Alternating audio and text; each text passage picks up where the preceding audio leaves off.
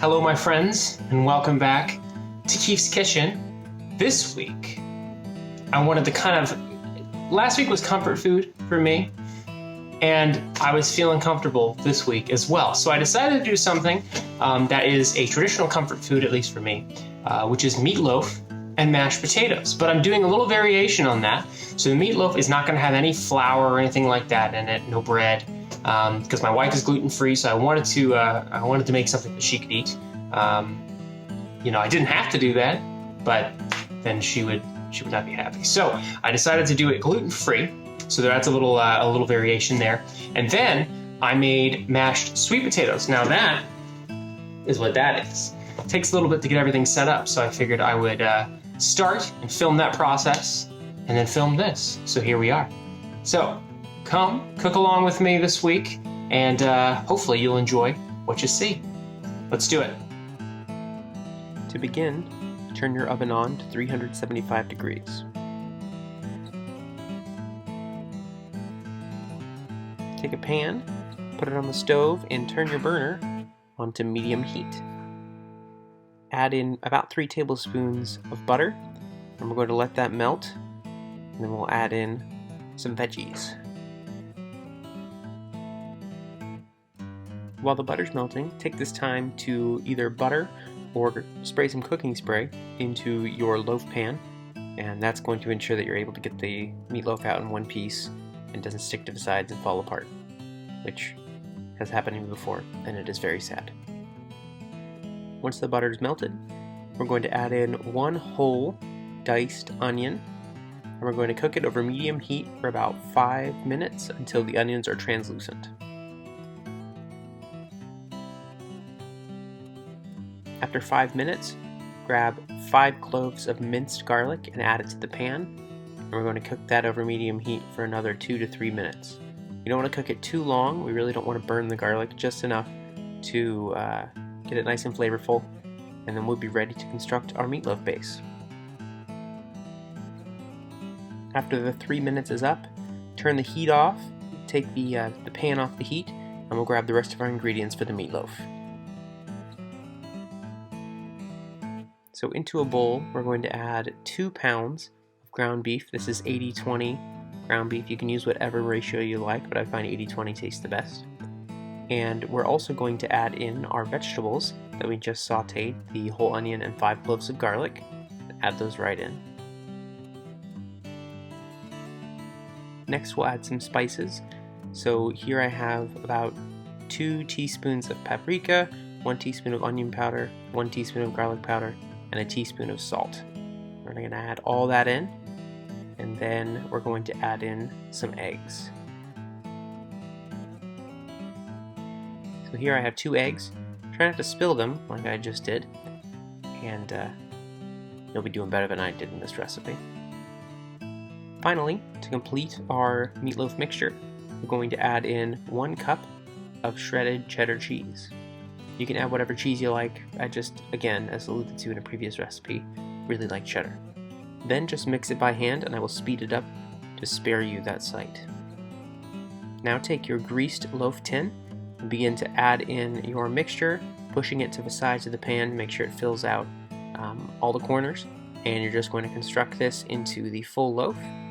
And then once the pan is full, we're going to add on top our glaze.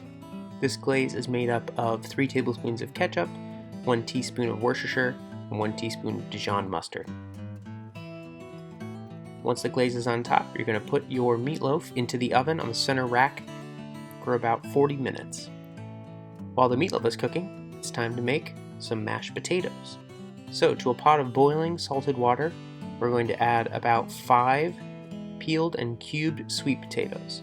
We're going to boil those over high heat for about 20 to 30 minutes, or until the sweet potatoes are fork tender, and I'll show you what that looks like. All you've got to do is take out a potato or 2 and use a fork to attempt to mash them. If they mash easily, like these ones do, then you're good to go. You're ready to drain out the water and mash the potatoes.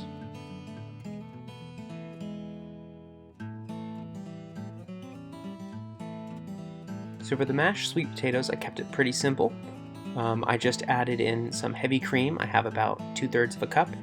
I put in about 1/4 of it right away and mashed a good amount of the potatoes and just kind of added in the cream as I went. And then at the very end, you're going to be left with this kind of strange looking mixture. It tastes a lot better than it looks, I promise. And you can season this to taste with salt, pepper, or anything else. After the 40 minutes is up, pull out your meatloaf and let it rest on the stove top for about 10 minutes to kind of come together. You don't want it to fall apart immediately. And that's it, you're ready to go. Okay, so the meatloaf and mashed potatoes are done. Now, the meatloaf took a little bit longer than 40 minutes, like it took like 45 minutes, and I left it in a little bit longer, just so it could come to temperature. And then the mashed potatoes were super easy. So I'm gonna start with the mashed potatoes first, and then the meatloaf. So here we go.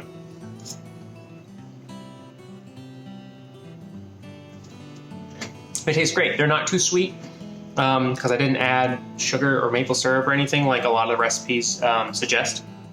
I'm not a fan of super sweet potatoes. I don't know if that's like sacrilegious or something, but I like to have a little savory with my sweet. So salt, sometimes cheese and bacon and onion is really good with it, but today I kept it pretty simple with just some salt and pepper. But really good. So let's try the meatloaf. So I'm gonna get some of the top with the glaze on it. We're gonna see how it tastes.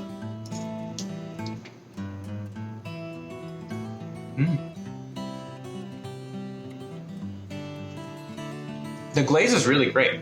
Like I said before, it's just mustard, like Dijon mustard, ketchup, and a little bit of Worcestershire sauce. I think it's how you say it. Worcestershire. I've never been sure. I just kind of say it with confidence, and nobody's corrected me yet. So anyway, a little bit of Worcestershire sauce, and it turns out awesome. It's got a lot of flavor, nice and tangy. The meatloaf itself has a lot of flavor, and it has a bit of a different texture than maybe a traditional meatloaf. It's not quite as dense, I would say, and I think that's because there's not any bread or anything like that, and it's just the meat and veggies and cheese and things. But it's got a really great flavor. I don't even really need to put any seasoning on it. Some people put ketchup on, or barbecue sauce or something, I don't know. You could if you wanted to, but I kind of like it the way it is. So yeah, so that's it. So good combination, and I'm happy I made it, and hopefully you will make it too, and be happy that you did as well. Thanks for watching, and hopefully I will see you next week with another video. Thank you, everybody. See ya.